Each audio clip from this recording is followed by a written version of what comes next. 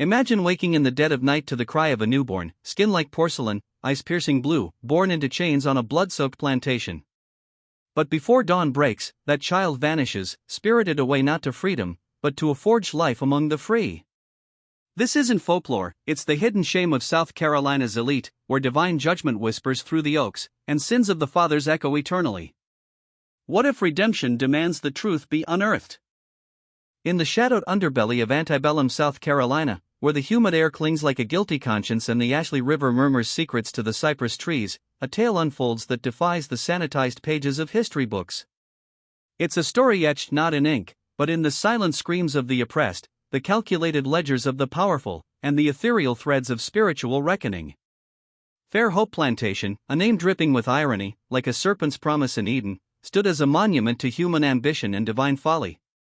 Here, in 1843, amid the relentless rhythm of rice fields swaying under a merciless sun, a child entered the world whose very existence challenged the fragile illusions of race, power, and morality. Picture the scene: the plantation sprawls across 300 acres of lowcountry marsh, where the earth itself seems to breathe with the weight of untold burdens. The main house rises like a whitewashed tomb, its double galleries casting long shadows over the grounds, supported by 6 imposing columns that gleam unnaturally in the golden hour. Vines of Spanish moss drape from ancient live oaks, swaying like ghostly veils, whispering judgments on the wind.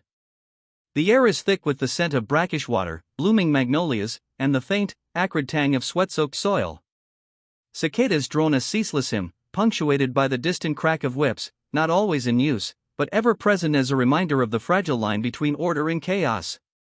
Thomas Colson, the master of this domain, was a man forged in the fires of isolation and loss. At 29, he inherited Fair Hope after his father's agonizing death from yellow fever, a plague that swept through like an Old Testament curse, leaving behind a hollow empire. Unlike his peers who fled to Charleston's opulent balls and marble mansions, Thomas anchored himself here year-round, his soul tethered to the land like roots in poison earth.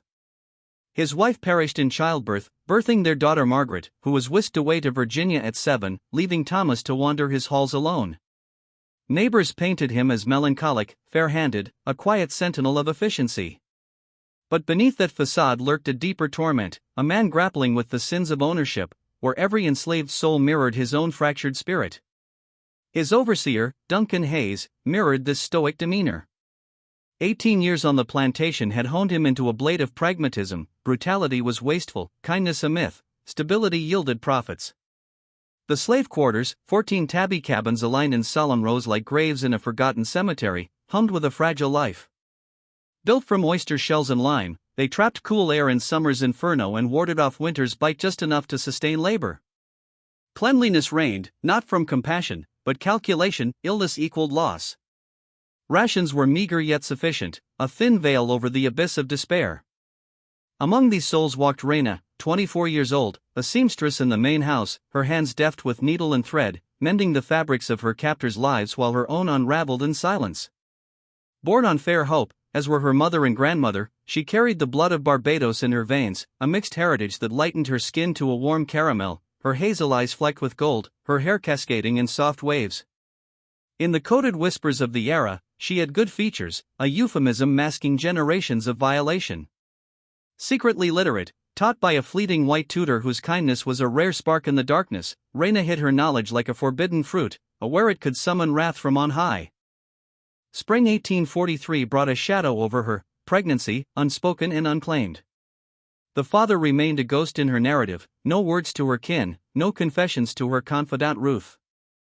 The women of the quarters understood, their eyes held the same haunted knowing. It was the rage of the powerless, the shame scripted by masters who wielded bodies as property. No justice in this earthly realm, only the promise of heavenly scales tipping toward retribution. Thomas Colson ignored the swelling evidence, his gaze averted like Cain after the murder. In her 7th month, Hayes relegated her to lighter duties, a mercy laced with indifference. December's chill birthed a miracle and a curse, a daughter, pale as moonlight on snow, eyes unfolding to reveal an oceanic blue. The midwife, Diana, deliverer of 43 souls over 2 decades, stifled a gasp, her hands trembling as she swaddled the infant. This child, Lily, bore no mark of her mother's hue. She could pass through the veil of whiteness, a living testament to forbidden unions and the blurred lines of sin. Raina cradled her in secrecy for 3 months, feigning illness to shield her from prying eyes. But in the quarter's intimate web, whispers spread like wildfire, fascination mingled with dread. Elders murmured of omens, divine marks of impending judgment. Others saw in Lily's features the raw scar of generational rape, a mirror to their collective agony.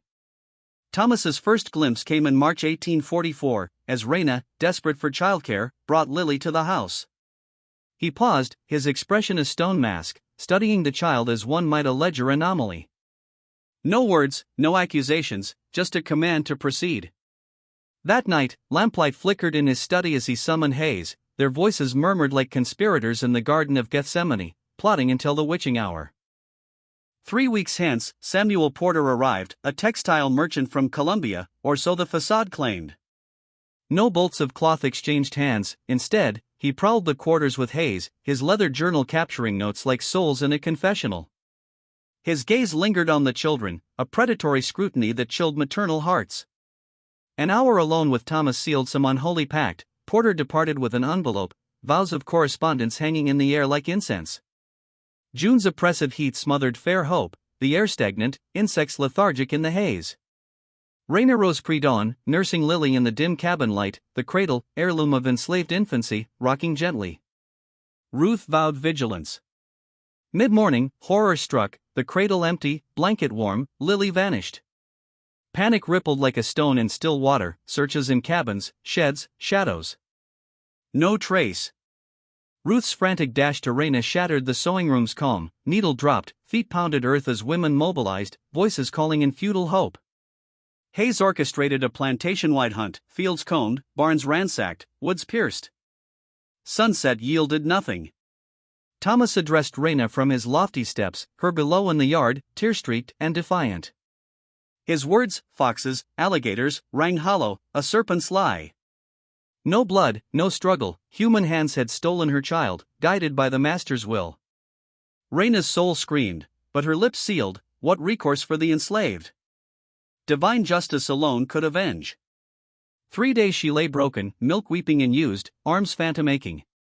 Women tended in wordless vigil, grief a shared sacrament. On the 4th, she rose, washed in icy beryl water, and resumed her mending, mechanical, emotionless. Lily's name became taboo, erased from utterance, a void in history's scroll. Yet Lily endured, transfigured. In Columbia, 200 miles distant, Charlotte and Robert Brennan, childless after a decade, their marriage a quiet lament, received salvation via Samuel Porter, Robert's kin. An orphaned infant, delicate circumstances demanding silence. Questions unasked, society thrived on polite deceptions. A carriage delivered the blue-eyed girl, renamed Sarah, her origins fabricated, Robert's late brother's child from a shadowed union. A bribed clerk etched falsehoods into records, sealing the sin. But this was no isolated act, it wove into a tapestry of systemic evil. Fair Hope was but one node in a network spanning Carolina's elite, courthouse names, street signs bearing the architect's legacies. Children like Lily, born of violation, their pallor a commodity.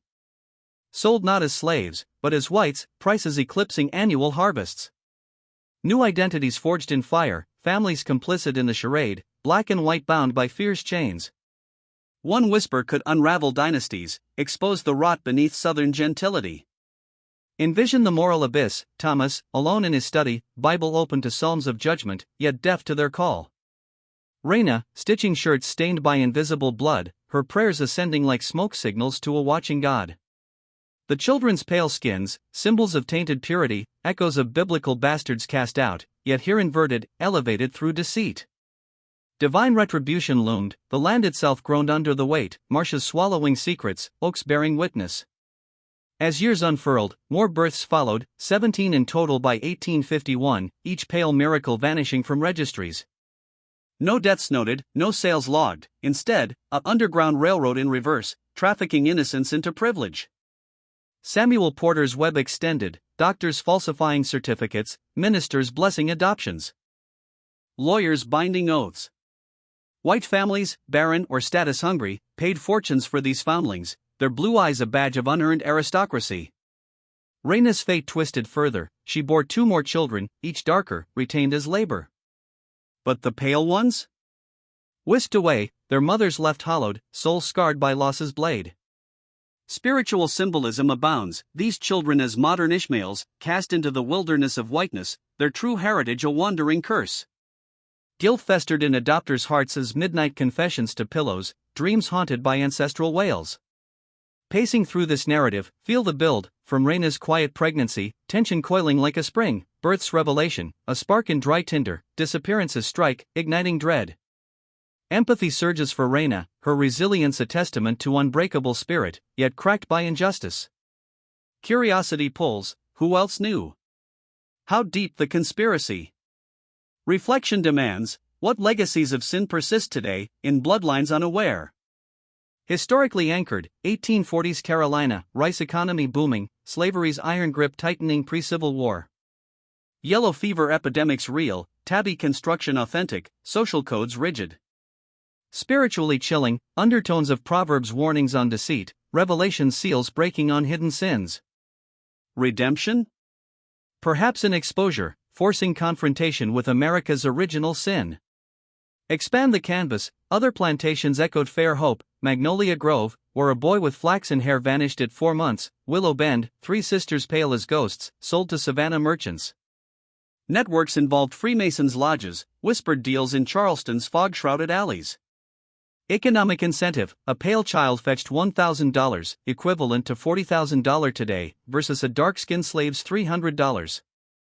Emotional immersion, hear Raina's stifled sobs in the night, feel the cradle's emptiness like a gut punch.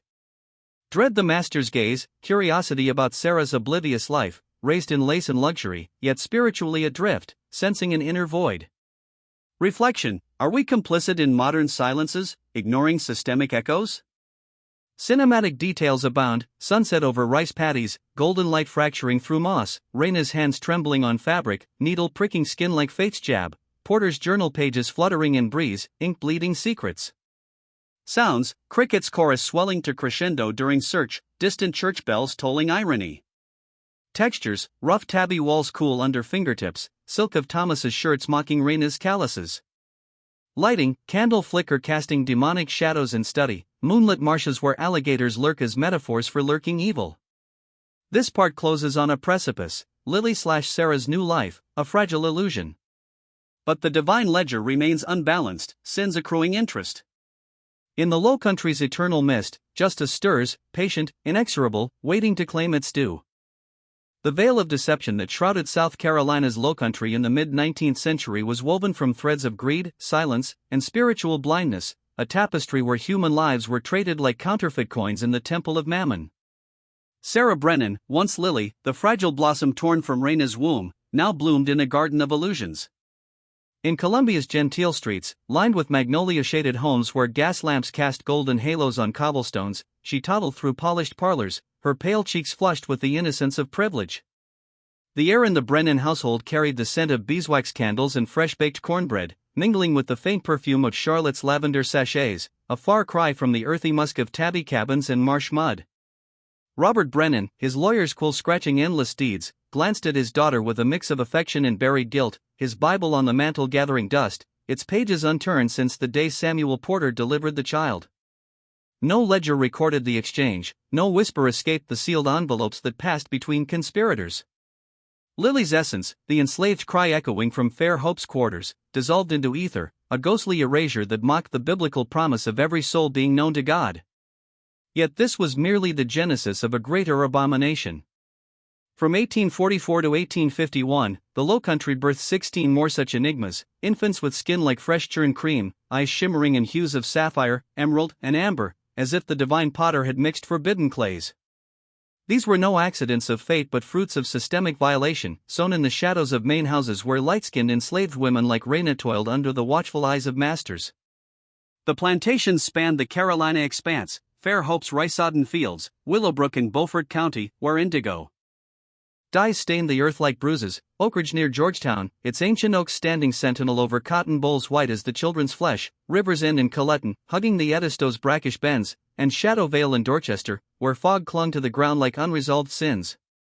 Separated by 60 miles or more of winding roads and treacherous swamps, these estates shared invisible bonds, prosperity rooted in human bondage, ties to Charleston's merchant princes and legal eagles, and a common attorney, Robert Brennan, whose ink sealed fates with the finality of Judgment Day.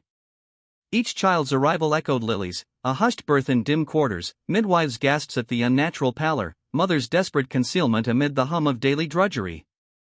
The women, seamstresses, cooks, laundresses, bore their burdens in isolation, their lighter complexions a cursed inheritance from ancestral rapes, now perpetuated in cycles of despair. Disappearances followed swiftly, within months, sometimes weeks, cradles emptied under moonless skies, no footprints in the dew-kissed grass, only the lingering warmth of blankets like a fading divine touch. No records marred the slave inventories, no auctions sullied the ledgers. Instead, these souls were alchemized into whiteness, spirited away to adoptive homes where forged birth certificates proclaimed them orphans of fictitious kin. The grief of the mothers festered in solitude, Beaufort's lament couldn't reach Georgetown's ears. Whispers in one quarter died before crossing county lines, contained like plagues in quarantined villages. It was a masterful fragmentation, a devil's strategy to divide and conquer the human spirit. But one man pierced the veil, Duncan Hayes, Fair Hope's overseer, a stoic guardian of order whose heart had calcified over 23 years of cracking whips and tallying yields.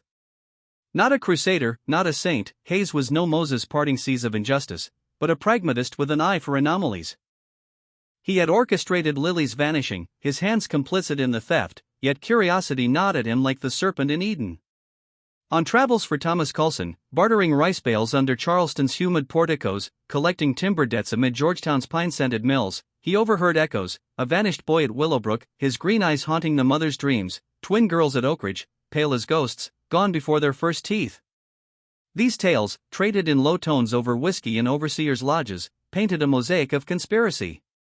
In his Spartan quarters, a single-room cabin with rough-hewn beams and a hearth flickering like Hellfire's preview, Hayes secreted a journal beneath a creaking floorboard. Bound in worn leather, its pages filled with meticulous script, dates etched like gravestones, December 1843 for Lily, plantation monikers, mothers' names whispered in code, children's features catalogued with clinical precision, skin fair as linen, eyes azure as the Ashley's depths.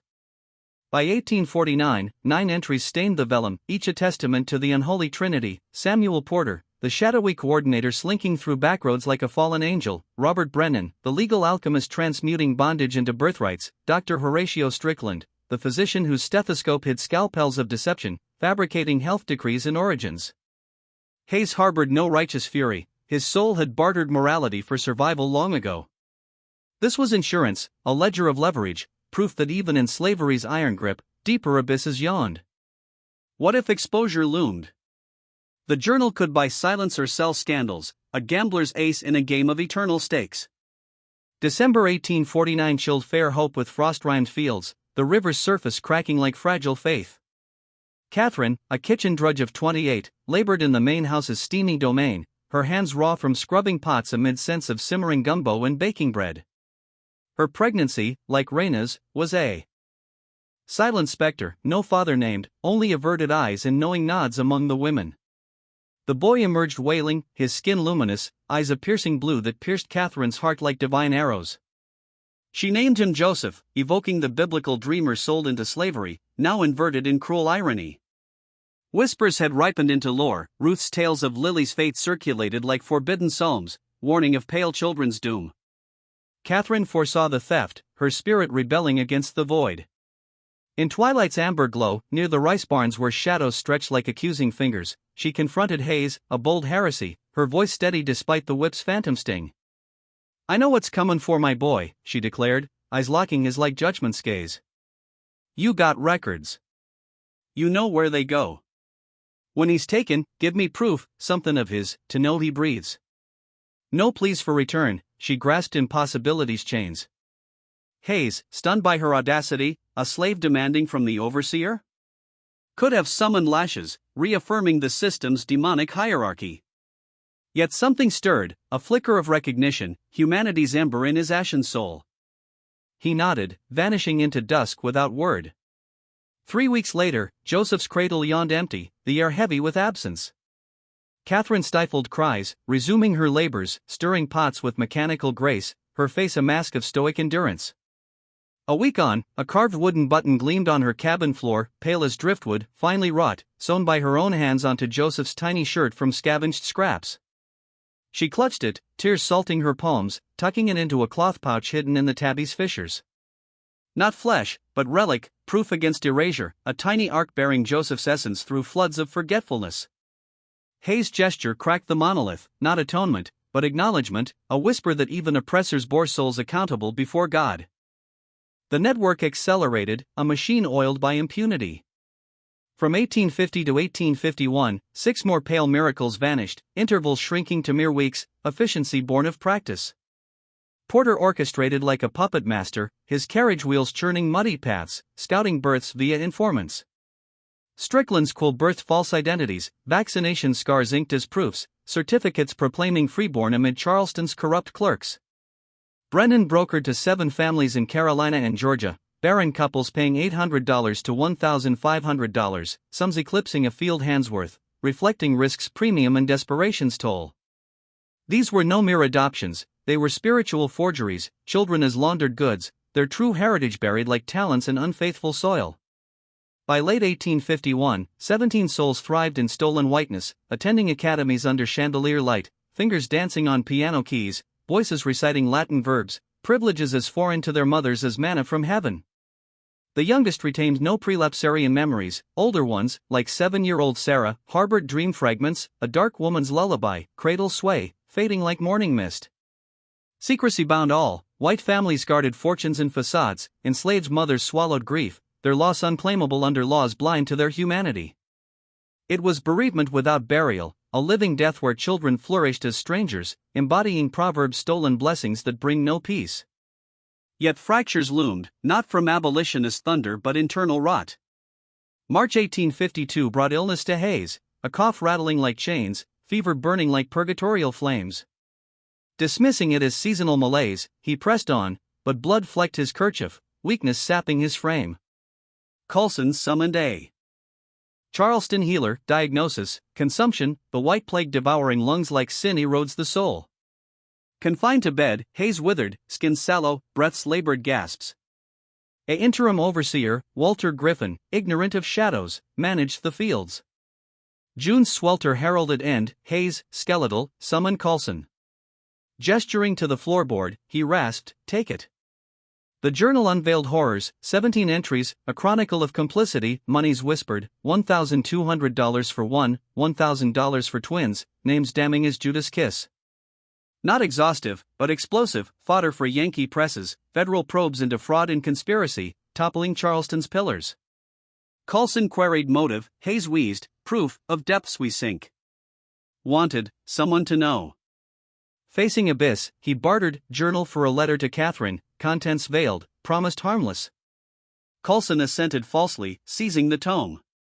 That night, in his study's oppressive heat, flames devoured pages, ink hissing like demons expelled, ashes swirling in closed confines.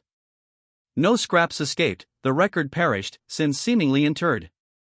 Hayes expired July 4, 1852, irony's cruel jest, Liberty's Day marking a tyrant's end. Buried in Fair Hope's weedy plot, stone stark, name, dates. Coulson stood silent, no eulogy, perhaps pondering the letter undelivered, a final betrayal. But divine ledgers endure, Hayes' crack widened, hinting redemption's path through confession's ashes. Expand the spiritual chill, these children as modern Esau's, trading birthrights unwittingly, mothers as Rachel's weeping for lost ones.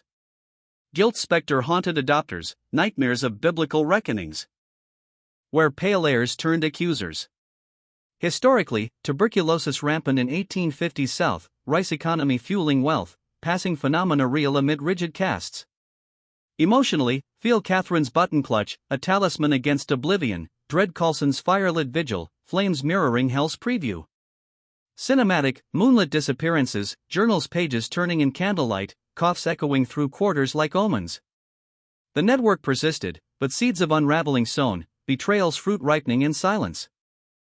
The embers of Duncan Hayes' journal had barely cooled in Thomas Coulson's fireplace when the weight of unfinished business settled over Fair Hope Plantation like a shroud of impending doom. For 2 sweltering weeks in July 1852, the sealed letter to Catherine languished in Coulson's mahogany desk drawer, a relic of betrayal, its wax seal gleaming mockingly in the dim light of his study. The room, heavy with the scent of aged leather-bound books and the faint, metallic tang of ink, became a confessional where Coulson wrestled with temptation. Burning the journal had been easy, a ritual cleansing of paper sins, but curiosity, that ancient serpent coiling in the human heart, stayed his hand. One humid evening, as thunder rumbled distantly over the Ashley River like God's muffled judgments, he cracked the seal with a silver letter opener, the crisp snap echoing in the empty house. The words leaped from the page: an address in Columbia, 134, Westfield Avenue, and a name, Sarah Brennan. Beneath, Hayes scrawled revelation: your daughter lives. The button I returned to you came from her clothing. Coulson's breath caught, his stomach churning as if poisoned fruit from Eden's tree had lodged there. 3 readings deepened the dread. Hayes had pierced the network's veil, sourcing details only Porter or Brennan could provide. A leak, information traded like Judas Silver, now armed an enslaved woman with a weapon sharper than any blade, truth. Flames claimed the letter that night, the acrid smoke curling upward like prayers of the damned, but Coulson knew fire couldn't consume memory.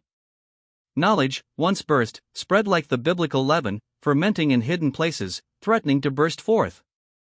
Options swirled in his mind under the study's gas lamps, casting elongated shadows that danced like accusing specters. Sell Catherine southward, to Mississippi's cotton hells where heat baked the soul and whips carved obedience? It tempted, dispersing the threat across miles of unforgiving terrain. Yet haste bred suspicion. The quarters would buzz with questions, ripples reaching Porter and Brennan, unraveling the fragile web. Better to watch, he decided, eyes like a hawk on the rice fields, ears attuned to whispers in the tabby cabins. Catherine's powerlessness, forged in slavery's iron, would cage the secret, or so he prayed, ignoring the divine irony that the meek might inherit the earth through patient endurance. Unbeknownst to Coulson, the cage had already shattered. Hayes, in death's shadow, had confessed twice to Catherine during Coulson's absences, business trips to Charleston's bustling wharves, where ships groaned under rice cargoes and the air reeked of salt water and human cargo. In stolen moments by the rice barns, under skies streaked with sunset's blood-red hues, Hayes rasped the network's anatomy, 5 plantations etched in her mind like commandments on stone, names of coordinators: Porter the shadow weaver, Brennan the forger, Strickland the healer-turned-deceiver, destinations of vanished children, scattered like seeds in parable soil. Why? Hayes' motives blurred like marsh fog, guilt's late bloom as mortality loomed, a chaotic urge to dismantle the machine he'd oiled, or petty vengeance against elites who reaped while he risked. Whatever the spark, it gifted Catherine knowledge, the forbidden fruit that enlightened eyes and exposed nakedness. She savored it in silence, her kitchen labors unchanged, hands kneading dough amid steam rising like incense, the sizzle of fat in iron skillets masking her inner turmoil. Direct action? Suicide, no passes for travel, no quill for letters, no ears in authority sympathetic to her plea. Instead, she sowed seeds of resistance, one mother at a time, in moonlit whispers during wash days by the river, or waters rushed drownwards, or in cabin corners as cicadas chorused cover. Raina, mending linens with needle pricks like stigmata, learned Lily thrived as Sarah in Columbia's manicured streets, her blue eyes now gazing at piano keys instead of shackled horizons. Hannah, from Elmwood near Georgetown, where palmettos rustled like restless spirits, discovered her son Michael Garrison played in Charleston's cobblestone alleys. Clara, at Shadow Vale, envisioned her Anna Whitfield in Savannah's antebellum grace, lace dresses hiding enslaved blood. This underground archive, memorized like psalms against forgetting, formed a spiritual bulwark, names and addresses repeated in silent litanies, a counter-gospel to official erasures. No illusions of reunion, justice seemed a distant trumpet. Yet possession empowered, proof of existence, indictment of crimes, a testament that history's quill wasn't solely in oppressor's hands. In biblical echo, these women became keepers of the flame, like the faithful remnant preserving truth amid idolatry's reign.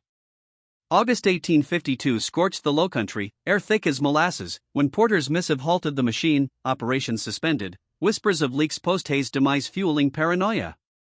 White families cocooned in silence, stories reinforced like fortified walls. Brennan, his Columbia office lined with law tomes gathering dust like unheeded prophets, urged pragmatism, no harm to mothers, lest brutality summon witnesses and exposure. Not mercy, but calculus, violence as kindling for abolitionist fires. Ignored by some, at Elmwood, owner Elias Thorne deemed permanence essential, his soul hardened like Pharaoh's heart. October's chill winds carried Hannah's vanishing, questions about roads to Charleston her fatal slip. Runaway, the overseer decreed, hounds baying through swamps where Spanish moss dangled like nooses. 3 days' fruitless hunt, Hannah's fate swallowed by shadows, a warning etched in absence. Mothers trembled, surveillance pierced their veil, silence fracturing like cracked clay. Coded grief spread, field songs laced with caution, forget to live woven into spirituals. Catherine, epicenter, sensed the noose tightening, yet her caution, whispers fleeting as fireflies, veiled her from Coulson's gaze. November brought Brennan's reckoning, a letter slipped under his door by anonymous courier, the paper plain as a prophet's scroll. Elegant script chilled, I know the 17, their buyers, births, mothers. Held now, but harm unleashes. No signature, no ransom, terror amplified by ambiguity. Brennan and Porter huddled in Charleston's gaslit parlors, pipe smoke curling like doubts, Hayes' ghost? An enslaved scribe's miracle? External sleuth? No resolution, only dread's grip. Our tale twists deeper into mystery's abyss. If hearts race, share this shadowed saga, like to fuel the flame, subscribe for history's hidden horrors. January 1853's frost-blanketed Carolina when Porter's second missive arrived, rough her hand, yet piercing, 5 mothers know. Harm them, an abolitionist presses blaze with truth. Knowledge outlives killers. No greed, but shield, mutual destruction's pact, fragile as spun glass.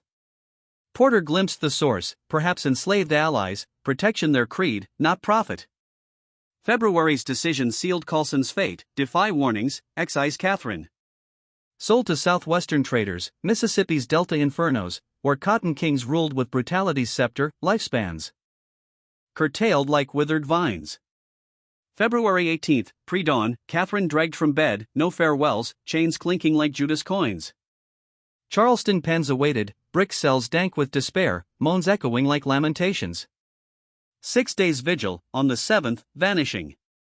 Runaway, dismissed, pursuits lax, escapes rare amid patrols and prejudice. Catherine's end? Enigma, freedom via underground railroad stars, death in swamp's embrace, or divine intervention. Her legacy endured, knowledge's arc sailing on.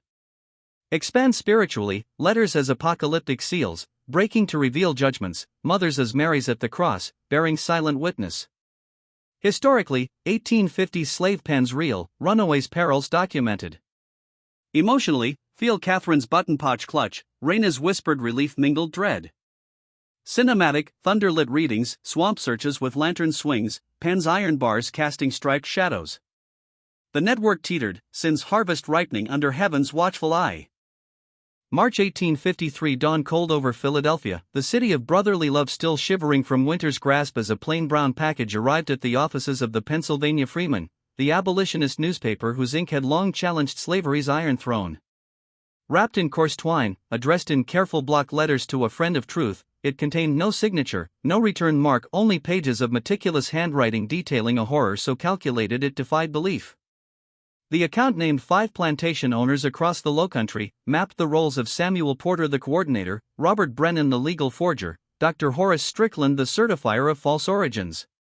It listed birthdates, plantation sites, 3 enslaved mothers' names, and 2 precise addresses: Sarah Brennan, 134, Westfield Avenue, Columbia; Michael Garrison, 67, Church Street, Charleston. Not the full 17 children, but enough verifiable fragments to ignite a firestorm if the fire were allowed to burn. Editor Oliver Johnson, a Quaker whose conscience had weathered decades of moral combat, felt the weight of those pages like lead. Publication in 1853 meant walking a razor's edge. The Fugitive Slave Act still hunted runaways, sectional tensions simmered toward civil war, libel suits could bankrupt the paper. He dispatched a trusted correspondent to Columbia under guise of business. The man returned confirming the Brennans existed at the address, with a daughter of appropriate age, pale, blue-eyed, raised as kin, but probing further risked alerting the network. Lawyers advised grimly, enslaved testimony held no weight in Southern courts. Without living witnesses willing to risk death, the account was accusation without teeth. For 2 weeks Johnson prayed and paced the creaking floorboards of the Freeman office, gas lamps flickering like uncertain consciences. On April 2 he chose restraint. He penned a private reply to the Anonymous source deposited notice in several abolitionist papers explaining why full publication was impossible, and instead crafted an editorial. Published April 15 under the headline The Invisible Crime, How Children of Enslaved Mothers Might Be Sold into White Society, it veiled the truth in hypotheticals describing mechanics of erasure, forged records, the racial boundary exploited for profit without naming names or places. The piece stirred murmurs in abolitionist parlors but evaporated in mainstream silence. For Brennan, Porter, and their Confederates, it was both deliverance and torment, exposure averted, yet the specter of knowledge loose in the North lingered like a curse. The 17 children lived on, oblivious to their origins, absorbed into whiteness with chilling completeness. Sarah Brennan, once Lily, grew into a poised young woman in Columbia's tree-lined streets, her fingers gliding over piano keys, her French lessons flawless, her laughter light as spring magnolias. In 1862, as cannon fire echoed from distant fields, she married a Greenville merchant, bore 3 children who would never question their lineage, and died in 1903 at 59, her obituary praising her grace and piety. Michael Garrison, Hannah's lost son, clerked in Charleston's banks, enlisted briefly in the Confederate cause before deserting in 1864, married twice, fathered 4, succumbed to pneumonia in 1891, his death notice lauding a respected citizen with no hint of anomaly. 15 of the 17 reached adulthood, 2 perished young from fever and flux. All survivors wed, reproduced, built lives as white Americans. None ever learned the cradle they left behind belonged to enslaved arms. The mothers carried the knowledge like hidden wounds until death claimed them. Raina lingered at Fair Hope until 1867, 2 years after emancipation's promise, never daring the journey to Columbia where her daughter would have seen only a stranger. Buried in an unmarked grave near the crumbling quarters, her name vanished from ledgers as thoroughly as her child. Ruth, her steadfast friend, survived until 1889. In freedom's fragile dawn she learned to write, filling a small cloth-bound notebook with memories, fragments of loss, coded warnings, the pale children spirited away. In 1956 her great-granddaughter, sorting attic relics, found the notebook, skimmed its faded ink, and donated it to a local historical society where it gathered dust among forgotten artifacts. In 1978 Dr. Elaine Morrison, a graduate student tracing post-bellum African-American resilience, unearthed Ruth's words. The passages about children taken and made white struck like revelation. For 12 years Morrison hunted ghosts, property deeds, amended birth certificates, gaps in plantation inventories where infants vanished without death or sale recorded. She confirmed 7 pale births between 1843 and 1851, falsified documents matching Ruth's timeline, descendants whose family trees hid enslaved roots. Her 1990 journal article presented the evidence cautiously, no sensational claims, only the weight of archival silence. Historians noted, the public barely blinked. Descendants, hundreds by then, remained unaware, their ancestry scrubbed clean across generations. One woman broke the pattern. In 2003 Patricia Hillman, a paralegal in Columbia with a meticulous eye for documents, noticed irregularities in her great-great-grandmother Sarah Brennan's birth certificate, dates altered, amendments layered like lies. 3 years of dogged research led her to Morrison's article, then Ruth's notebook. The realization crashed like thunder. Sarah was Lily, born to Raina in Fair Hope's tabby cabin, stolen at 6 months, sold into privilege. Patricia sat in her quiet office, hands trembling, confronting a lineage built on erasure. She weighed public revelation, media, DNA, confrontation, but recoiled from the fallout, shattered family ties, professional ruin, the pain of ancestors long gone. Instead she drove alone to Fair Hope's ruins, now a tangle of kudzu and pine, tabby fragments poking through soil like broken teeth. She walked the ghost of the quarters, stood where Raina once nursed her child, imagined the cradle's emptiness, the mother's silent scream. Patricia laid wildflowers, violets and black-eyed Susans on the spot, whispered apology and farewell, then left. She never returned. This is the haunting calculus of the crime: no prosecution, no reunion, no public reckoning. The architects died unpunished, Brennan in quiet wealth, Porter in obscurity, Strickland in respected old age. The mothers perished grieving unnamed losses. The children lived full, unknowing lives, their descendants spreading across America like scattered seed. Yet the story refused total obliteration. It survived in Ruth's notebook, in archival gaps, in falsified certificates that whispered when examined, in oral memories passed through black families of babies gone white. The mother's resistance, preserving knowledge, sharing it in secret, was small but sovereign, a refusal to let evil write the final word. Spiritually, the tale chills with biblical resonance, children as modern Josephs sold by Kenya thriving in foreign courts, unaware of their Hebrew blood, mothers as Rachel's weeping for children who were not dead but lost to them forever. Divine justice deferred, not denied, truth surfacing in fragments across centuries, demanding we confront how power erases inconvenient humanity. The racial boundary they exploited was violence incarnate, law, custom, whip, yet mothers countered with memory's quiet power, an archive of the heart against official silence. Today their descendants live among us, teachers, doctors, neighbors, most ignorant of the stolen cradle. A few, like Patricia, carry the burden of knowing. Justice for such ancient sins eludes easy form, no courtroom can summon the dead, no apology mend the erased. Yet acknowledgement matters. To name the crime, to mourn the mothers, to question how identity can be commodified and stolen, this is the beginning of repair. The most perfect crimes hide not in darkness but in plain sight, shielded by law until the law itself crumbles. What remains are questions that echo through time. What debt do we owe erased histories? How do we honor grief that had no grave? And when truth arrives too late to change the present, does it still redeem something?